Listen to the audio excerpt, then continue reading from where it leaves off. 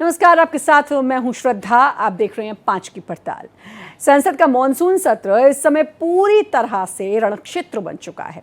जो बहस सदन के भीतर मर्यादा के साथ होनी चाहिए थी, वो आज सड़क से संसद तक एक बड़े संग्राम में तब्दील हो चुकी है। हालात ये हैं कि भारी हंगामे के चलते दोनों सदनों की कार्यवाही को कल तक के लिए स्थगित कर दिया गया। उधर सड़कों पर धारा 144 की धज्जियां उड़ाई जा रही हैं और प्रदर्शनकारियों पर पुलिस की लाठियां और वाटर कैनन बरस रहे हैं। सरकार के सामने इस समय कानून व्यवस्था और विधायी काम दोनों को संभालने की दोहरी चुनौती है। इस सियासी घमासान की पहली बलि चढ़ा है वंदे मातरम बिल, जो आज भारी ड्रामे के चलते पेश नहीं हो सका। सवाल यह है कि अगर संसद का यही हाल रहा तो बिल आखिर पास कैसे होंगे? क्या शोर शराबे में लोकतंत्र का दम घुटता रहेगा?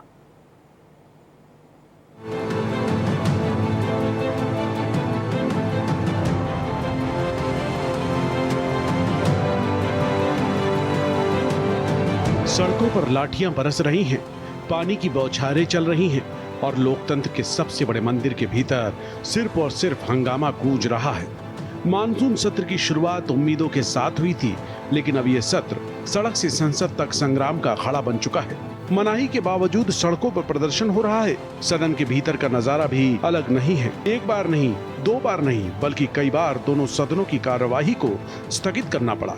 प्रश्नकाल हवा हो चुका है और शून्यकाल में सिर्फ शोर सुनाई दे रहा है। सरकार के लिए दोहरी चुनौती है, एक तरफ कानून व्यवस्था संभालना और दूसरी तरफ संसद की गरिमा को बचाए रखना। सवाल ये है कि जनता के मुद्दों पर बहस कब होगी।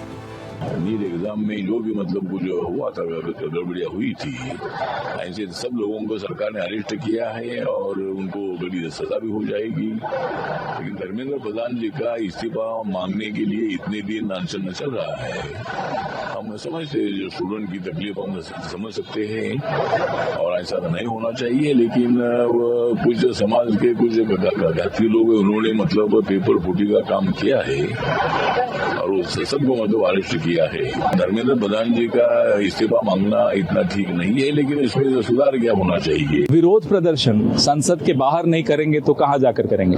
वहीं करेंगे ना जहां आप देख पाओगे, जहां आप सुन पाओगे, क्योंकि आपको तो जनता की आवाज न सुननी है न जनता को देखना है। तो हम आपके दरवाजे पे आकर, देश का नौजवान आपको अपनी आवाज सुनाना चाहता है, अपना रोष दिखाना चाहता है, आप उससे डर जाते हैं। ये कहां का लोकतंत्र है? हमारी बात मानिए, इस्तीफा करवाइए धर्मेंद्र प्रधान का। हमारी बात मानिए, पारदर्शिता लाइए परीक्षा में। हमारी बात मानिए, नौजवानों के भविष्य के साथ खिलवाड़ बंद कर दीजिए, पूरा सहयोग मिलेगा। इस सियासी टकराव का सबसे बड़ा शिकार बना है वंदे मातरम बिल, जिसे आज इस सदन के पटल पर रखा जाना था, लेकिन हंगामे के चलते ये बिल पेश ही नहीं हो सका। राष्ट्रभक्ति और अस्मिता से जुड़ा ये विधेयक अब ठंडे बस्ते में जाता दिख रहा है। विपक्ष इसे सरकार का सियासी एजेंडा बता रहा है, तो सरकार इसे विपक्ष की देश विरोधी जिद करार दे रही है। बयानबाजियों का दौर जारी है, आरोप प्रत्यारोप का खेल चरम पर है, लेकिन सबसे बड़ा सवाल ये है कि इस गतिरोध के बीच आखिर बिल पास कैसे होंगे? क्या मानसून सत्र सिर्फ हंगामे की भेंट चढ़ जाएगा या बातचीत का कोई रास्ता निकलेगा? Bureau report, Bharat express.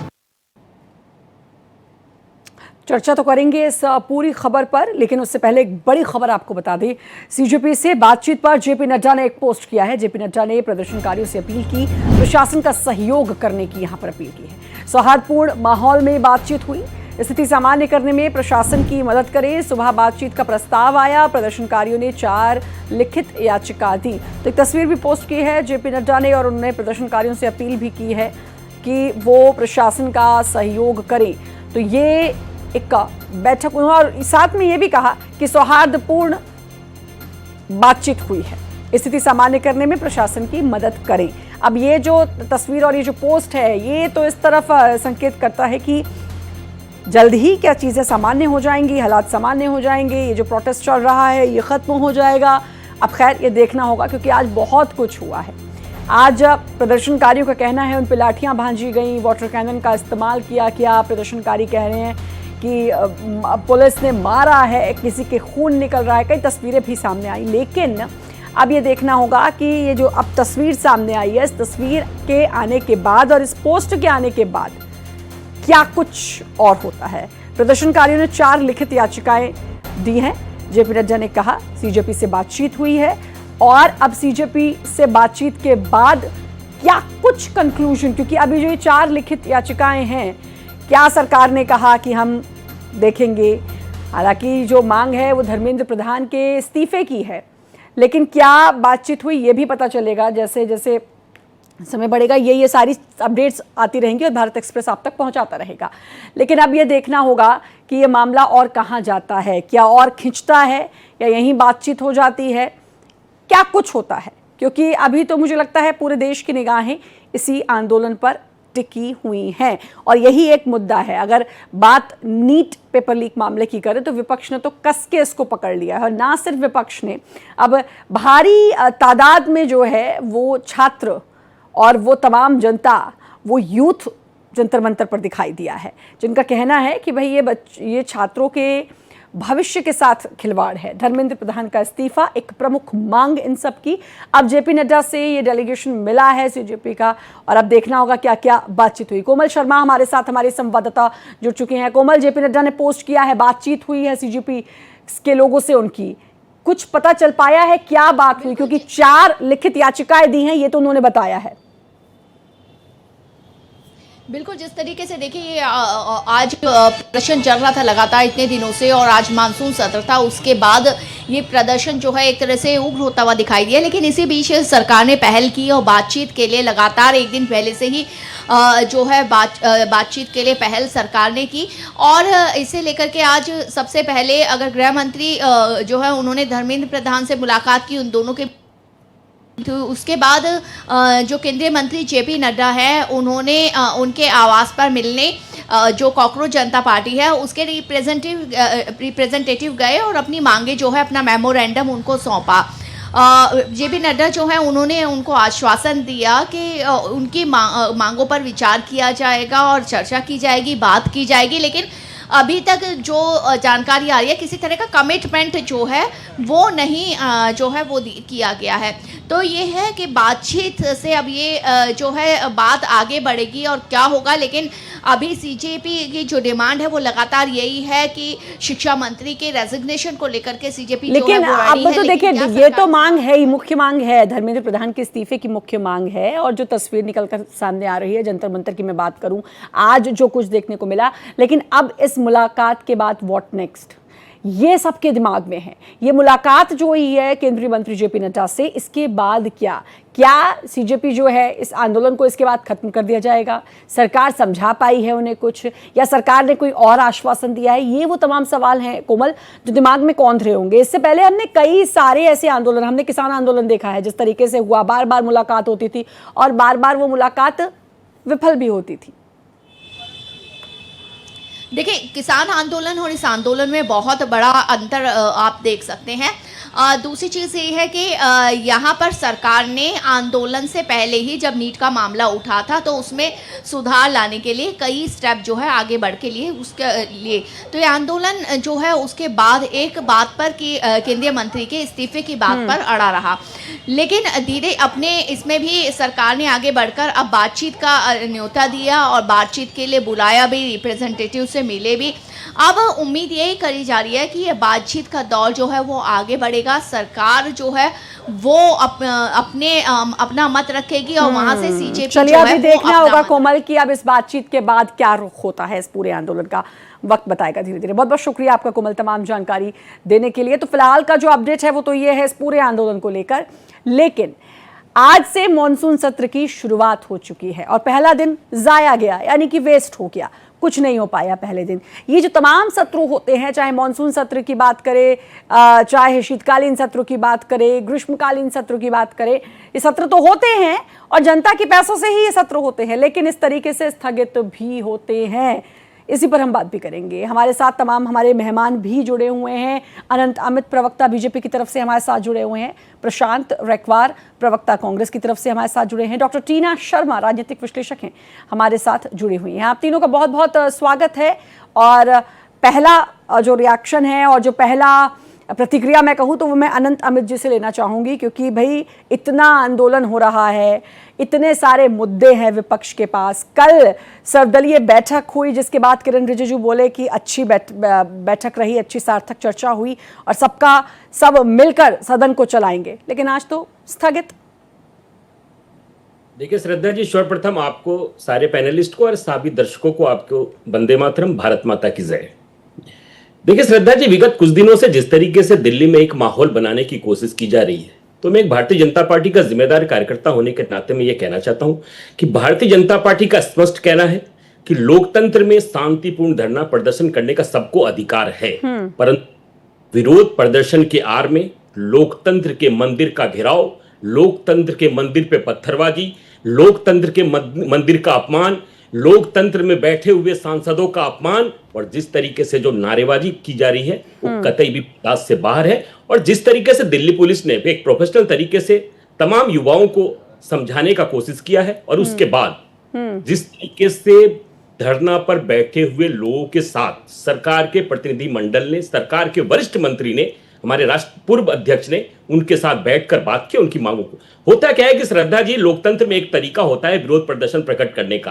पहले आपको यह होता है कि पहले आप सरकार के खिलाफ, आपको अगर कोई विज्ञापन देना है, विज्ञापन दिए होते, लेकिन यहां तो विज्ञापन की बात नहीं थी। यहां तो विरोधी दल एक एजेंडा, एक प्रोपेगेंडा सेट करना चाहता था सरकार के खिलाफ। और श्रद्धा जी, जब जब लोकसभा या राज्यसभा का सत्र प्रारंभ होता है, उसके पहले देश की जनता यह भी जानना चाहती है कि इस देश का एक्सीडेंटल एलओपी श्रीमान श्री राहुल गांधी जी कहां चले जाते, ये भी देश की जनता जानना चाहती है। नहीं, ये अलग हो गई बात, अलग हो गई। सुनिए अनंत जी, ये अलग हो गई। राहुल गांधी कहां जाते हैं, विदेश यात्रा, ये सब चीजें ठीक है, लेकिन फिलहाल इस मुद्दे पर रह लेते हैं कि आज जिस तरीके से सदन में चर्चा होनी चाहिए थी और जिस तरीके से ये आंदोलन हो रहा है, मैं आपकी सारी बातें मान लेती हूँ, चलिए, कि प्रोपेगेंडा है, लेकिन मुद्दा तो ठीक है ना। नीट पेपर लीक हुआ और बार बार लीक होता है। पहली बार लीक होता तो भी समझ में आता कि चलो कहीं चूक हुई, कहीं गलती हुई, बैठे हैं ऐसे लोग, लेकिन ये बार बार हो रहा है और वो बार बार हो रहा है, उसका असर किस पर पड़ रहा है, ये सबसे बड़ा सवाल है। मैं आऊंगी आपके पास, प्रशांत रैकवार जी जुड़े हैं, उनसे भी रिएक्शन ले लेती हूँ। सदन में चर्चा होनी चाहिए ना प्रशांत जी, सदन है ही इसलिए कि जनता के हित के लिए उसमें बात हो, विपक्ष अपनी बात रखे और फिर उस पर कुछ सॉल्यूशन निकले, लेकिन वो हमेशा हंगामे की भेंट चढ़ जाती है। सर्वदलीय बैठक में लगता है कि चलो कल चर्चा होगी तो कुछ होगा, लेकिन ऐसे कुछ भी हाथ नहीं आता और फिर हम खबर पढ़ रहे होते हैं कि सदन स्थगित। जी श्रद्धा जी, बहुत बहुत धन्यवाद बुलाने के लिए आपके पैनल में, और सभी पैनलिस्टों को मेरा प्रणाम। बहुत ही उचित प्रश्न आपने पूछा श्रद्धा जी, लेकिन मानसून सत्र हो, ग्रीष्मकालीन सत्र हो या शीतकालीन सत्र हो, सत्र चलाने की जिम्मेदारी सरकार की होती है। सर्वदलीय बैठक में जो एजेंडा पास हुआ, सभी विपक्षी दलों के साथ बैठ के आपने चर्चा की। विपक्षी दलों की जो मांग थी, उन्होंने मांग अपने सामने से रखी। इसमें देश के मुद्दे, जो प्रमुख मुद्दे हैं, उनको संसद में उठाना बहुत जरूरी है। उन मुद्दों में चाहे वो युवाओं का आंदोलन हो, नीट को लेकर के जो अनियमितताएं सामने आई वो हो, चाहे वो चढ़ावा चोरी का मुद्दा हो जो इतनी प्रमुखता से चल रहा है पूरे देश में, ये सारी बातें विपक्ष ने रखी। और आज हमारे लोकसभा में, राज्यसभा में नेता मल्लिकार्जुन खड़गे जी ने बात उठाई भी अपने संबोधन भाषण में। उसके बाद जो चीजें सामने आई कि सरकार आप बात नहीं करना चाहते हो, जो दिल्ली के अंदर जो आंदोलन चल रहा है, आपके चैनल पे भी और विभिन्न चैनलों पे और विभिन्न सोशल मीडिया पे जिस प्रकार से अभी अनंत जी बोल रहे थे कि विज्ञापन देना चाहिए, 20 दिन से वो लोग छात्र आंदोलन कर रहे हैं, उनकी मांग साफ सीधी, धर्मेंद्र प्रधान का इस्तीफा होना चाहिए। आज जेपी नड्डा जी मिले, जब सारी आंसू गैस के गोले और टीयर गैस के गोले, लाठियां सब चल गई, सिर फूट गया, जब छात्रों ने पूरे देश के कोने कोने से आके संसद ये मेरा उनसे सवाल था कि भाई आपने 20 दिन का इंतजार भी क्यों किया, ये काम पहले भी हो सकता था, मतलब सोनम वांगचुक क्यों 20 दिन भूखे रहे और अपनी हेल्थ पर असर डाले। लेकिन सर मैं एक चीज, राहुल गांधी जो इतने एक्टिव रहते हैं, हर चीज में हर जगह जाते हैं और उनकी मैं ये खूबी कहूंगी कि वो लोगों से जुड़ते हैं, जमीनी स्तर पर जुड़ते हैं, लेकिन इस आंदोलन में राहुल गांधी नजर नहीं आए। क्या वो नब्ज कांग्रेस पकड़ पा रही है क्या कहीं से? क्योंकि लोग तो इसको 2011, आपको याद होगा रामलीला ग्राउंड में जो आंदोलन हुआ था, अन्ना हजारे ने अनशन किया था केजरीवाल, तो क्या लोग उससे कनेक्ट कर रहे हैं और कांग्रेस जो है इस नब्ज को समझ पा रही है और इसलिए राहुल गांधी ने जाना उचित नहीं समझा? देखिए, हम एक राजनीतिक दल हैं और जब ये आंदोलन शुरू हुआ तो सोनम वांगचुक भी हो चाहे अभिजीत दीपके हो, उन्होंने बोला कि हमको किसी भी राजनीतिक दल के समर्थन की आवश्यकता नहीं है, हम इसको गैर राजनीतिक रखेंगे, हम छात्रों का और युवाओं का आंदोलन करेंगे। प्रथम बात। दूसरी बात, पिछले आपने 2012-2013 में देखा होगा जब निर्भया केस में इसी लोकतंत्र के मंदिर को युवाओं ने, जनता ने आकर के घेरा था। उस समय की सरकार ने जिम्मेदारी उठाई, जो भी उचित इलाज हो सकता था निर्भया का वो कराया, और जो उस समय कानून पास हो सकता था वो किया। क्या ये सरकार उत्तरदायी है? ये तो बता रही कि वो तो गलत कर रहे हैं, वो तो अब घेरना ही नहीं चाहिए, वो तो प्रदर्शन करना ही नहीं चाहिए, वो तो नहीं, वो तो ठीक है, वो तो मेरा अनंत जी से सवाल रहेगा। सर, मेरा ये था कि राहुल गांधी इसमें शामिल नहीं हुए, तो क्या इसके पीछे की वजह सर सिर्फ इतनी है कि अभिजीत दीपके ने कहा था कि मुझे किसी भी पॉलिटिकल पार्टी का समर्थन नहीं चाहिए? देखिए, इस नीट के मुद्दे पे हमारी यूथ कांग्रेस और एनएसयूआई पूरे देश में प्रदर्शन कर रही, पूरे देश में आंदोलन किए, चाहे वो भोपाल हो, चाहे तेलंगाना हो, चाहे वो देहरादून हो। दूसरी बात, हमने युवाओं के, छात्रों की गूंज का नाम का कार्यक्रम किया, पहले पटना में किया, फिर देहरादून में किया।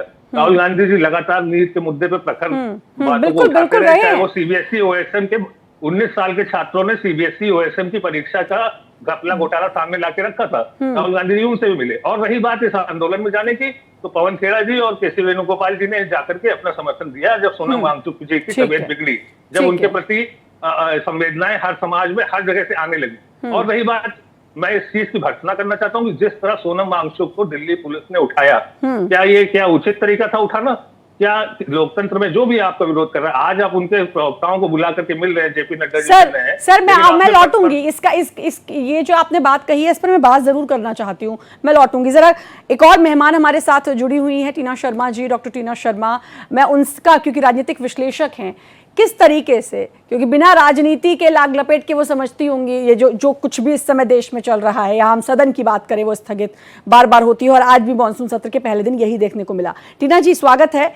कैसे इस पूरे प्रकरण को समझ पाई हैं एक राजनीतिक विश्लेषक होने के तौर पर? जरा मुझे भी समझाइए तो मैं भी समझूं कि कहां कहां क्या क्या कैसे कैसे हो रहा है। देखिए, मैं बिल्कुल इस बात से अग्री करती हूँ कि मुद्दा है और मुद्दा रहेगा। अगर नीट की परीक्षाएं जो हैं वो लीक होती हैं, या ऐसी कोई भी परीक्षाएं लीक होती हैं, बच्चे आत्महत्या करते हैं, किसी भी परिवार में दुखद हादसा होता है इन सब चीजों को लेकर, तो मुद्दा डेफिनेटली रहेगा। और वो देश का, समाज का, टैक्स पेयर का मुद्दा है। मुझे भी उसका दुख है। मेरी बच्ची ने भी सुबह से 2 बार पूछा कि ये जो कॉकरोच पार्टी के जो लोग हैं मम्मा, ये प्रोटेस्ट कर रहे हैं, तो क्या चल रहा है इसमें, क्या हो रहा है? तो और मेरी बच्ची सिर्फ 20 साल की है, तो मुझे लगता है ये अब जेनजी का मुद्दा है, इसमें कोई दो राय नहीं है। लेकिन इस मुद्दे को जो लोग इनकैश करना चाह रहे हैं, जो लोग इसको पीछे से सपोर्ट कर रहे हैं, जैसा भारतीय जनता पार्टी के लोगों का कहना है, वो भी अपने आप में एक मुद्दा है। हर पॉलिटिकल पार्टी अगर इसी तरीके से रिजाइन होने लगे, तो हर पॉलिटिकल पार्टी जो, और मैं एक बात फिर कहना चाहती हूँ, रिकॉल टू इलेक्शन का प्रोविजन होना चाहिए देश में। क्यों एक सरकार 5 साल रहे? क्यों एक सरकार एक बार इलेक्ट हो गई तो वो 5 साल रहे? उसके लिए संविधान में और पार्लियामेंट में ही प्रोविजन। बहुत अच्छी बात कही आपने। रिकॉल टू रिविजन का जरूर होना चाहिए, क्योंकि मैं कई जगह जाती हूँ तो मैं देखती हूँ कि एमएलए बिल्कुल काम नहीं कर रहा है। और अब तो आप श्रद्धा एक बात सोच के देखिए कि अगर मैं कहीं जा रही हूँ और मैं कैमरे से कोई चीज बनाती हूँ, तो मेरे को, मतलब मुझे ये दुख होता है कि इस आदमी को मुझे 5 साल झेलना है। मेरे टैक्स पेयर का पैसा, उसको तनख्वाह मिल रही है, वो पार्लियामेंट जा रहा है या वो हाउस में जा रहा है। एक्चुअली मतलब देखा जाए तो देश में करीब 5% लोग टैक्स पे करते हैं। मुझे वो मिडिल क्लास होते हैं जो हर तरफ से पिस रहे होते हैं। और आप ये सोचिए ना कि हमारी तनख्वाह तो जो है वो, मतलब क्या ही हम बचा पाते हैं, बताइए। मतलब आपके और मेरे बच्चों की ना एजुकेशन फ्री है, ना हम लोगों को घर बंगला फ्री मिला हुआ है। तो राइट टू रिकॉल तो बिल्कुल होना चाहिए। और मैं फिर ये कह रही हूँ कि देखिए, जैसे कई लोगों ने, कोई जो स्वच्छंद आवाजें हैं, जो जो लेफ्टिस्ट आवाजें नहीं हैं, उन लोगों ने जब सपोर्ट किया तो हम भी उसको सही मानते हैं। लेकिन जहां से ये लेफ्टिस्ट एक एंगल आता है, या फिर ये देखिए, एक बात मुझे लगता है कि अभिजीत दीपके को पॉलिटिकल पार्टियों को अपने मंच से दूर रखना चाहिए था, बिल्कुल दूर रखना चाहिए था। अगर उसको इतना एक फेवर मिल रहा था, तो अखिलेश यादव को, राहुल गांधी को, अरविंद केजरीवाल को, इन सबको दूर रखना चाहिए था। मुझे लगता है कि ये एक गलती उनसे हुई है। और ऑलरेडी उनका एक पॉलिटिकल पार्टी से कनेक्शन है, तो मुझे लगता है कि भारतीय जनता पार्टी, आपका जवाब भी है ना उसमें, तो कैसे रख लेते? कैसे रख लेते? वो भले ही बोल रहे हैं कि मुझे कोई पॉलिटिकल पार्टी का साथ नहीं चाहिए, लेकिन वो दूसरी तरफ इस तरीके का एजेंडा भी नहीं लड़ना है। पहले ही हमारे देश में जब अरविंद केजरीवाल पे हमने विश्वास किया था, उन्होंने भी तभी हम कहा जैसे था। लोगों ने भी विश्वास किया था, और निर्भया गैंगरेप में हम जैसी महिलाएं जो हैं वो महीना महीना जंतर मंतर पे, हम तो निर्भया गैंगरेप के प्रोडक्ट हैं, हम तो वहीं से टेलीविजन पे आए हैं ना। तो मुझे ऐसा लगता है कि कहीं ना कहीं एक जो संवेदनशीलता होती है वो इस तरह के लोग ही, और मैं सच बताती हूँ, ये जो जेनजी मूवमेंट है ये बहुत अच्छा है देश के लिए, ये बहुत हेल्दी है, और ये एक स्ट्रॉन्ग विपक्ष का काम कर रहा है जो कांग्रेस पार्टी खो चुकी है। कांग्रेस पार्टी सबसे बड़ी पार्टी होने के बावजूद भी कहीं ना कहीं आम पार्टी वो रोल आज भी प्ले करती है, लेकिन कांग्रेस के प्रवक्ता को बताना पड़ रहा है कि राहुल गांधी ने ये किया, राहुल गांधी ने वो किया। मेरी राहुल गांधी जी से बहुत संवेदनाएं हैं। मैं जिस जिम में जाती हूँ वहाँ राहुल गांधी जी, रॉबर्ट वाड्रा जी दोनों ही मोस्ट ऑफ द टाइम मुझे मिलते हैं, हम एक साथ जिम में रहते हैं, लेकिन मुझे वो कहीं से भी पॉलिटिकल व्यक्ति नहीं लगते हैं। मुझे लगता है एक शरीफ से आदमी को बेचारे को उठा के पॉलिटिक्स में डाल दिया। हाँ, हो सकता है कुछ मजबूरी हो, लेकिन इसमें आपने कुछ पॉइंट्स जो हैं वो मुझे बड़े अच्छे दिए। आपने कहा कि अभिजीत दीपके को पॉलिटिकल जितने भी पार्टीज थी उनसे दूरी बनानी चाहिए थी, सिर्फ एक यूथ का साथ उनको चाहिए था, जो कि बहुत अच्छा मिल रहा है ज्यादा अभिजीत को। यूथ जुड़ता, मैं और मिल रहा है। 20 साल की है, उसने कहा मम्मा मैं जंतर मंतर जाना चाहती हूँ, तो उसने कहा नहीं मम्मा अब तो अरविंद केजरीवाल भी पहुंच गया, और देखिए वो ये सपा के भी अखिलेश यादव भी आ रहे हैं, मम्मा ये अनपढ़ गवारों के साथ कैसे हम मतलब प्रोटेस्ट को वो करें। तो आप सोच सकते हैं कि एक 20 साल की बिटिया जो लंदन से पढ़ के आई है वो अभिजीत दीपके को करना चाहती है सपोर्ट, लेकिन वो अखिलेश यादव इसका लब्बो लुआब टीना जी ये है ना कि आपकी बिटिया समझ पा रही है कि व्हाट इज गोइंग ऑन। अब इसके पर्दे के पीछे क्या चल रहा है, और जो स्मार्ट जेंजी होगा ना, जो भावनाओं में बहकर सिर्फ वहां नहीं पहुंच रहा होगा, जो स्मार्टली सोचता होगा, वो समझ पा रहा होगा कि क्या चल रहा है इसके पीछे। इसके इतर की भी एक स्टोरी है। सोनम वांगचुक से बहुत लोगों को मोहब्बत है, प्यार है, और हर कोई इनकी कद्र करता है। श्रद्धा मेरी बिटिया ने कहा कि मम्मा सोनम वांगचुक का किडनी फेल होने वाला है, डॉक्टर्स ने ये रिपोर्ट दिया। एक बच्चा जो लंदन से पढ़ के आया, अपनी नौकरी कर रहा है, सारा दिन अपनी क्लास में रहता है, वो अगर बच्ची ये बात कर रही है और वो साथ में कह रही है मम्मा अखिलेश यादव एक अनपढ़ गवार आदमी, मतलब क्या ही उसका बैकग्राउंड है, अरविंद केजरीवाल ये लोग भी वहां पहुंच गए, मम्मा आप कैसे इसको देखती हैं? नहीं टीना जी, मैं इस मामले में तो कोई टिप्पणी नहीं करना चाहूंगी, और मुझे लगता भी नहीं है, लेकिन मेरा ये कहना है कि पॉलिटिकल पार्टी का जो कनेक्ट इसके साथ हुआ है, ये मैं जरूर कहूंगी कि पॉलिटिकल पार्टी, क्योंकि किसी पर इस तरह की टिप्पणी करना मुझे नहीं लगता ठीक है, लेकिन ये पॉलिटिकल पार्टीज को अलग रखना ये अभिजीत कर सकते थे। मैं आनंद जी का रुख कर लेती हूँ। आनंद जी, अब देखिए एक आरोप लग रहा है, जिस तरीके से सोनम वांगचुक को वहां से उठाया गया, चादरें थी, और मुझे लगता है कुल 30 सेकंड का समय लगा था, एक मैंने टाइमर भी देखा था, कुल 30 सेकंड का समय, और उनको फिर ले जाया गया। 20 दिन क्यों लगे? सरकार को इतनी चिंता है उनके स्वास्थ्य की, उनको कुछ होना, प्रोपेगेंडा आप बोल रहे हैं, 20 दिन क्यों? मतलब आप पहले देखेंगे कि कितने दिन तक भूखे रह सकते हैं, कब वो बिल्कुल अंतिम क्षण आ जाए जाके फिर हम उठाएं और उनका अनशन तोड़वाएं। देखिए श्रद्धा जी, सर्वप्रथम तो देश की जनता इस टूलकिट गैंग और हताशा विपक्ष से भी परेशान है, लेकिन आपने प्रश्न पूछा कि वांगचुक साहब को कैसे उठाया। ये स्पष्ट कर देना चाहता हूं कि पूरे प्रकरण के दौरान देश की जनता और हमें ये लग रहा है कि सोनम वांगचुक को इस पूरे प्रकरण में प्रयोग किया जा रहा था, और दूसरा जहां से उनको दिल्ली पुलिस ने उठाया, वो दिल्ली पुलिस ने अपनी स्वेच्छा से नहीं, वो हाईकोर्ट के निर्देश के बाद पुलिस अपनी कार्रवाई करती है और उनको अस्पताल में सुरक्षित ले जाती है, और पूरे सुरक्षा के साथ। आज उन्होंने जिस तरीके से सरकार को भी एक पत्र उनकी पत्नी ने लिखा है और सरकार से मांग किया है, 3 उसके बाद उनके प्रतिनिधि जाते हैं, उसके बाद सरकार मिलती है। लेकिन श्रद्धा जी ये बताइए, कोई विदेश में बैठा हुआ ध्रुव राठी जैसा व्यक्ति जो एक षड्यंत्र रच रहा है भारत के खिलाफ, तो देश की जनता ये भी जानना चाहती है ना, ये कौन लोग हैं, किस तरीके से लोगों को उकसाने का काम कर रहे हैं। आज ये बताइए, उसी मन से एक कलाकार आता है और ये कहता है कि सीता के पति का नाम लेकर नीता के पति का काम किया जा रहा है, आरएसएस मुर्दाबाद का नारा लगता है, और सनातनी धर्म के खिलाफ। आप लोकतंत्र में सबको अधिकार है अपने तरीके से का, इसकी स्वतंत्रता है, लेकिन इस तरीके से मंच नहीं, सजा वो हुआ था प्रोपेगेंडा, और मंच वो के बाहर जो चल प्रोपेगेंडा, रहा था, वो देश की जनता ने देखा है श्रद्धा जी। वो प्रोपेगेंडा समझ में आया। और यही बात अभी टीना जी से जो चल रही थी ना, कि जो स्मार्ट जेंजी है, जो यूथ है, वो समझ पा रहा है, क्योंकि बहुत सारे सोशल मीडिया का ज़माना है ना, आपको बहुत सारी रील्स, बहुत कुछ मिल जाता है, जिसमें बहुत सारे जेंजीज ये कहते नजर आए कि यहाँ पे तो डांस हो रहा है, खाना खाया जा रहा है। एक यूट्यूबर आ गया सोनम वांगचुक को दिखा के, वो कहता है उनको दिखा के समोसा खाना चाहिए। नौबत ये आ गई कि सोनम वांगचुक कह रहे हैं कि भाई आप खाइए, कम से कम यहाँ तो मत खाइए। तो ये तक नौबत आ गई। प्रशांत जी, मैं आपका रुख करना चाहूंगी। कुणाल कामरा पहुंचते हैं, कई बार नोटिस पहुंच चुका है उनके पास। कुणाल कामरा किस तरह की कॉमेडी करते हैं, क्या क्या किस तरीके से वो अभद्रता भी कई बार करते हुए नजर आए अपनी कॉमेडी में, ये देखने को मिला है। कुणाल कामरा पहुंचते हैं और कहते हैं कि सीता के पति की आड़ में नीता के पति का काम किया जा रहा है। एक तरफ राम मंदिर चढ़ावा चोरी की बात की जा रही है और लोग कह रहे हैं कि नहीं नहीं ये गलत है, और दूसरी तरफ इस तरीके से मर्यादा पुरुषोत्तम श्री राम, मैं तो हिंदू हूं, मैं तो कहूंगी मर्यादा पुरुषोत्तम प्रभु श्री राम, इस तरीके से संबोधन, क्या किसी और धर्म के लिए इस तरीके का संबोधन हो सकता है? मतलब ये किस तरह का आंदोलन है? नीट पर क्यों नहीं टिक पा रहे हैं आप? तो ये आरोप लगाया जाता है ना सरकार पर कि धर्म की राजनीति, वहां लोग नीट तक क्यों नहीं टिक पा रहे हैं, इधर उधर क्यों जा रहे हैं? वहां पे भी तो यही कर रहे हैं।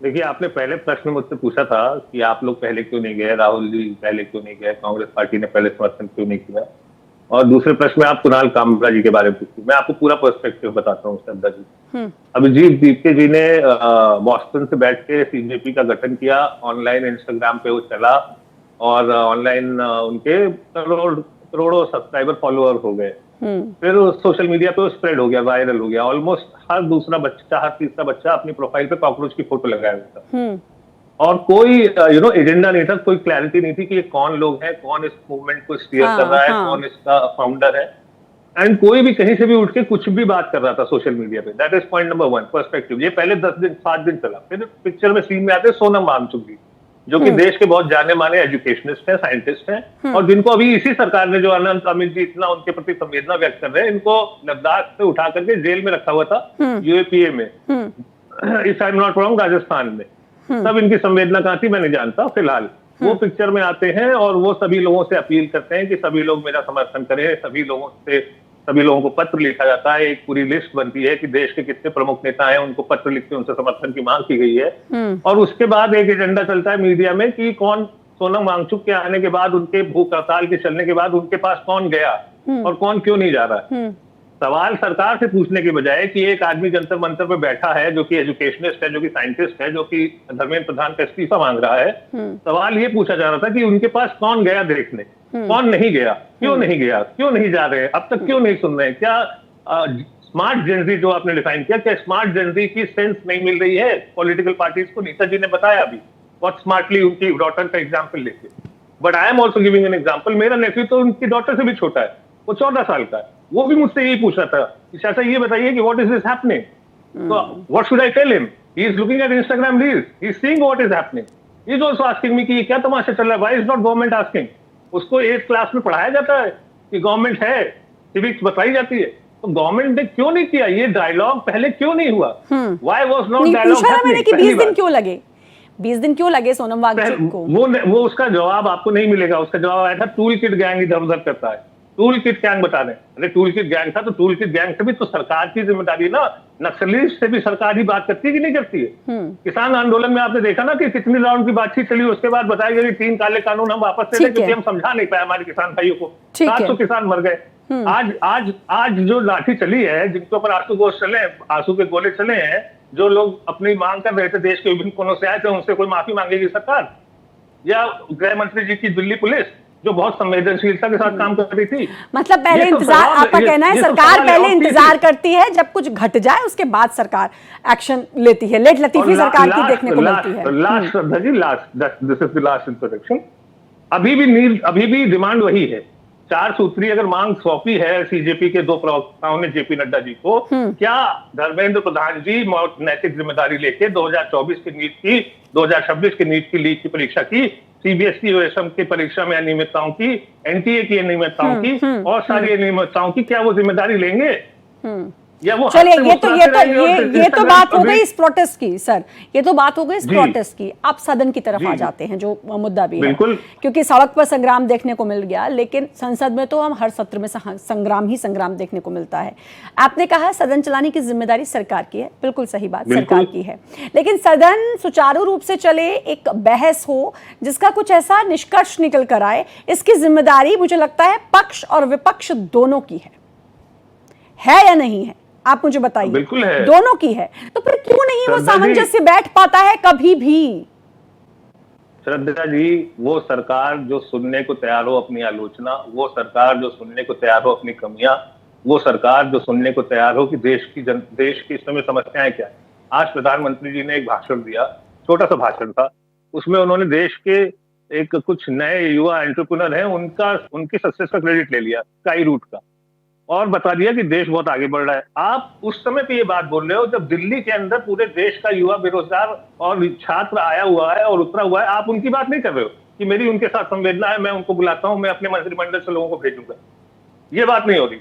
आप वहीं से कहीं तक इतने दिन से आप चुप्पी थी, आप न्यूजीलैंड घूमे, आप दुनिया घूमे, ऑस्ट्रेलिया गए, वहां झप्पी लगाई, हक किया, सब कुछ किया, लेकिन आपके द्वारा बनाई नहीं, गई मंदिर ये के किस ट्रस्टी तरह की, जिसके सर ऊपर- सुनिए, ये क्या है? मतलब विपक्ष इस तरह की बातों को क्यों उठाता है कि घूम रहे हो आप? नहीं, ये मैं इसलिए बोल रही हूँ, संवैधानिक पद पर कल को राहुल गांधी प्रधानमंत्री अगर बन जाते हैं और वो विदेश दौरे पर जाते हैं, नहीं सुनिए सर, मैं ये इसलिए बोल रही हूँ कि अगर कल को मैं कह रही हूँ कि छोड़िए ना एनडीए की सरकार, मैं कह रही हूँ कांग्रेस की सरकार आ जाती है, कोई तो जाएगा ना, विदेश नीति को स्ट्रांग तो करेंगे ना, जाकर मुलाकात तो ये बात कहां से आ जाती है कि जाते हैं घूमने जाते? क्या आप कैसे कह सकते हैं कि घूमने जाते हैं?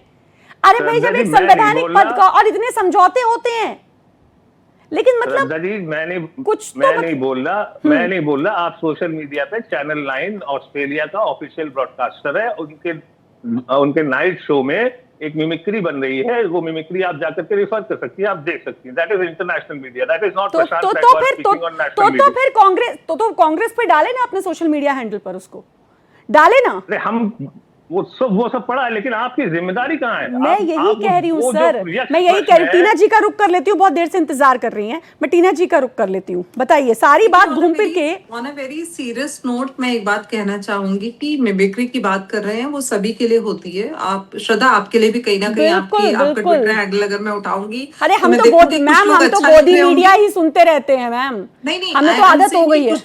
कुछ लोग आपको अच्छा लिख रहे होंगे, कुछ लोग आपको ऐसी चीजों से भी बुला रहे होंगे जो आप एक महिला होते हुए पसंद नहीं करेंगे। बिल्कुल। तो पब्लिक लाइफ में और बहुत बुरा लगता है जब आपके बारे में बहुत गंदा लिखा जाता है और आप ऐसे नहीं होते हैं। बिल्कुल। मैं कांग्रेस के प्रवक्ता को एक जवाब देना चाहूंगी बहुत ही सीरियस नोट पे, और मैं उनसे ये कहना चाहूंगी कि राहुल गांधी ने जो अपनी इमेज थोड़े समय में अभी जो ठीक की है, उसको और खराब मत कीजिए, क्योंकि उनकी इमेज जो है वो एक घर में सिल्वर के चांदी के चम्मच में पैदा हुए लड़की की है।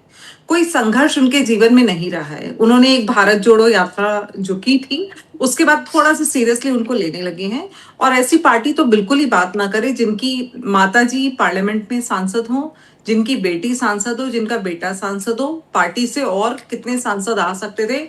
एक ही आदमी रिप्रेजेंट करता, 2 लोग और भी पार्टी से आ सकते थे। पहली बात ये, प्लीज मेरे बीच में ना बोलें। दूसरा, जितनी मिमिक्री राहुल गांधी की होती है, या जिस तरह की राहुल गांधी बातें करते हैं, या जो उनका एक्ट रहा है पार्लियामेंट में, जो हमने उन्हें आंख मारते हुए देखा है, जो हमने उन्हें ऐसे करते हुए देखा है, वो सब चीजें एक सीरियस पॉलिटिशियन को आपकी इमेज, श्रद्धा, आप जब 4 लोगों के बीच में बैठती होंगी तो आपका जो आपकी शक्ल से नहीं, आपकी पर्सनालिटी से नहीं, आपकी जो बोलने से और आपके एक्शन से जो इमेज बनती है, वो जीवन भर नहीं धुलती है। श्रद्धा, आप कुछ भी कर लेंगे, आप कितनी भी सीरियस हो जाएंगे, अगर आप एक शादीशुदा जीवन में हैं और आपने चीजें जो है वो बैलेंस नहीं की, तो वो शादी टूटने के बाद आप कितना भी ठीक कर ले, वो चीजें बैलेंस नहीं होंगी। तो मुझे लगता है कि विपक्ष अपना काम अपने नेताओं को पहले ठीक करे, अपने नेताओं को जो मल्लिकार्जुन खड़गे पार्लियामेंट में खड़े होकर बोलते हैं, जो ओवैसी के बारे में बोलते हैं, ये सारी चीजें जो है ये पब्लिक फोरम में है, ये बहुत अच्छी हेल्दी चीजें नहीं है। हमेशा, और विपक्ष, आपने बिल्कुल श्रद्धा सही कहा, विपक्ष और पक्ष दोनों का काम है पार्लियामेंट चलाना। विपक्ष मजबूत हो, स्ट्रांग हो, यही तो डेमोक्रेसी है। लेकिन राहुल गांधी ये तो प्रधानमंत्री के जाने की बात कर रहे हैं। मैं इनसे पूछना चाहती हूँ, जब मनमोहन सिंह जाते थे, आपको पता है 100 लोग, 200 लोग उनके साथ जाते थे और फ्री में रह के आते थे। उसमें बहुत सारे जर्नलिस्ट भी थे। सब लोग एक जैसे नहीं है, लेकिन ऐसा रेला पूरा जाता था जिनका खर्चा सरकार उठाती थी। आप क्या बातें कर रहे हैं? इन पे चेक्स एंड बैलेंसेस तो मोदी गवर्नमेंट के बाद आया नहीं, है। विपक्ष और दूसरी बात ये कि राहुल गांधी तो कॉफी पीने जा रहे हैं, उनके विदेशों में क्या क्या संबंध है हम सब जानते हैं। वो यहाँ से चुनाव यहाँ चल रहा होता है, वो विदेश में घूम रहे होते हैं।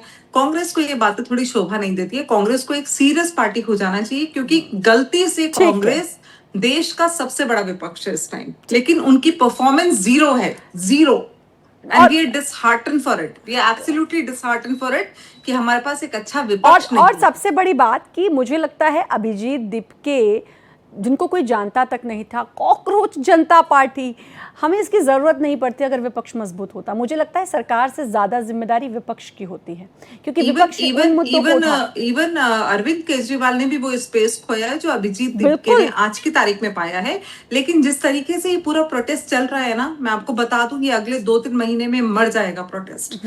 इस प्रोटेस्ट में जितनी घालमेल, प्रोटेस्ट का ये तो है ही, ये तो मैं कह रही हूँ, ये तो मैम ये एक पूरा एक अलग मतलब चर्चा का विषय है, घंटों हो जाएगी इस पे चर्चा, ये मुद्दा खत्म नहीं होगा प्रोटेस्ट के। लेकिन मैं सिर्फ प्रोटेस्ट और सदन तक इसलिए रहना चाह रही हूँ कि अब सरकार क्या करेगी। आनंद जी, समय कम रह गया है मेरे पास, इसलिए मैं आनंद जी और प्रशांत जी आपसे रिएक्शंस लूंगी। आनंद जी, सरकार अब करेगी क्या क्या, क्योंकि नीट का मुद्दा अपने आप में बहुत बड़ा मुद्दा है। आप देश का भविष्य कहते हैं उन छात्रों को, लेकिन उस भविष्य का भविष्य ही खतरे में है इस तरीके से, जिस तरीके से एजुकेशन का हाल है, पेपर लीक हो रहे हैं। ये जिम्मेदारी सरकार की बनती है और ये जवाबदेही सरकार को देनी होगी। कुछ तो ऐसा पुख्ता करना होगा कि भाई छोड़िए विपक्ष को और अलग पॉलिटिकल पार्टीज को, लेकिन जनता को, उस यूथ को समझ में आए कि हाँ भाई हमारे हित में चीजें हो रही हैं जाइए। और सरकार इसको बहुत ही गंभीरता से ले रही। उसके बाद, इस नीट के बाद, जिस तरीके से नीट का एग्जाम किया गया और एग्जाम के बाद जो उसके परिणाम आए, और सरकार पूरे नेक्सस को तोड़ना चाहती है। आज मैं श्रद्धा जी ये कहूंगा कि 14 के पहले भी इस तरह के होते थे, ये मैं नहीं कहूंगा, लेकिन होते थे। लेकिन हमारी सरकार बनने के बाद माननीय प्रधानमंत्री जी स्वयं मॉनिटरिंग कर रहे हैं और उनको एक एक चीज की जानकारी है, और वो चाहते हैं कि दोबारा ऐसी घटना ना घटे जो देश में इस तरीके की जो घटना घटी और जो बच्चे मरे, उनके साथ भी हमारी सहानुभूति है। हम ये नहीं चाहते दोबारा ऐसी घटना घटे, और होने भी नहीं देंगे, ये हमारी सरकार का संकल्प है। लेकिन साथ ही साथ जो प्रति घंटा 1.5 करोड़ रुपए जो खर्चा हो रहा है लोकसभा के मंदिर में, और लगभग एक दिन में 9 करोड़ खर्चे हो रहे हैं। कल सर्वदलीय बैठक के बाद यह तय हुआ कि हम लोग संसद चलाना विपक्ष और हमारी दोनों की जिम्मेदारी होती है। लेकिन विपक्ष जिस तरीके से आज के सदन के बाद इस देश की सबसे बूढ़ी पार्टी कांग्रेस पार्टी के सबसे बुजुर्ग नेता जो भाषण देना प्रारंभ करते हैं, अगला जनरेशन श्रद्धा जी जब 20 साल बाद देखेगा आज के तारीख में कि कांग्रेस के अध्यक्ष क्या बोल रहे हैं, तो उनको बड़ी शर्मिंदगी महसूस होगी कि ओपोजिशन का लीडर जिस तरीके से जो भाषा का प्रयोग कर रहा था और जो उकसाने का प्रयास कर रहा था, ये देश की जनता, आज का जेन जी हमारे साथ है। तभी श्रद्धा जी 22 राज्यों में हमारी सरकार है। हम जैन जी का धन्यवाद देते हैं, और जैन जी किसी भी देश का हो, लेकिन हमारे देश का जैन जी इस देश को नेपाल और बांग्लादेश बनने नहीं देगा। प्रशांत जी, क्या लगता नहीं कि सही जगह सदन है और उसे चलते रहने दिया जाए, और ताकि जो हम लोग जो हजारों लाखों के लिए तरसते हैं ना, वो सब टैक्स पेयर्स जो है करोड़ों रुपए एक दिन में बर्बाद होते हुए देखते हैं और सदन स्थगित। जिम्मेदारी तो बनती है ना विपक्ष की भी, चलने दे, बात हो, बिल आए, कानून बने। जी बिल्कुल श्रद्धा जी, सदन चलेगा, और सदन लेकिन लोक आकांक्षाओं और जन आकांक्षाओं के हिसाब से चलना चाहिए। जो जिस समय जनहित के मुद्दे, जो देश के अंदर प्रमुख मुद्दे हैं, उन पे सरकार को बोलना चाहिए। भ्रष्ट के बारे में बोलना चाहिए। विपक्ष जो मांग कर रहा है उसको समझते हुए जो इनके सरकार के सीनियर मंत्रियों के ऊपर भ्रष्टाचार के आरोप लगे हैं, उन पे बोलना चाहिए। समय निर्धारित करें, एजेंडा निर्धारित करें, कानून निर्धारित करें कि इस कानून के तहत चर्चा होगी, इतनी देर तक चर्चा होगी, और ये लोग बोलेंगे, और उनके बीच में कोई नारेबाजी ना करने लगे। निशिकांत दुबे जैसा व्यक्ति जो हल्के आरोप लगा करके फिर माफी मांग लेता है, वो उठ के कोई किताबें ना लहराने लगे। इसकी भी जिम्मेदारी लेनी पड़ेगी किरण रिजिजू जी को, जो पार्लियामेंट्री मिनिस्टर है। यही जिम्मेदारी होती है उनकी कि कैसे पार्लियामेंट चले। अगर कोई विपक्ष का नेता बोल रहा है तो आप बीच में उठ करके बोलने लगेंगे और उस फ्लो को तोड़ेंगे, और उसके बाद अगर विपक्ष विरोध करेगा तो आप बताएंगे कि नहीं आपको विरोध कर रहे हैं, आप तो सदन नहीं चलने देना चाहते। ये प्रक्रिया नहीं होती है ना, तो पार्लियामेंट चलाने की जिम्मेदारी अध्यक्ष की होती है, लेकिन विपक्ष कोई सवाल पूछेगा, विपक्ष कोई पेपर देगा, ठीक है। और ये डेकोरम पक्ष विपक्ष दोनों को, अगर गिरिराज सिंह को ये अधिकार नहीं है तो पवन खेड़ा भी झूठे आरोप लगाकर फिर माफी मांगते नजर आते हैं, ये भी हमने देखा। दोनों को जरूरत है, सदन में नहीं थे, आपकी बात से सहमत हूं मैं, लेकिन कुल मिलाकर नतीजा सिफर रहता है, क्योंकि हर बार सदन इतने समय तक के लिए स्थगित हम खबर पढ़ रहे होते तो हमें बहुत बेहतर तरीके से पता है, ये ना हो, ये मैं उम्मीद करती हूँ। शायद कुछ इस चर्चा से ऐसा कुछ निकल कर आए कि सदन चलता रहे जब तक चलना है उसको। बहुत बहुत शुक्रिया आप सभी का भारत एक्सप्रेस के साथ जुड़ने के लिए, बहुत बहुत शुक्रिया।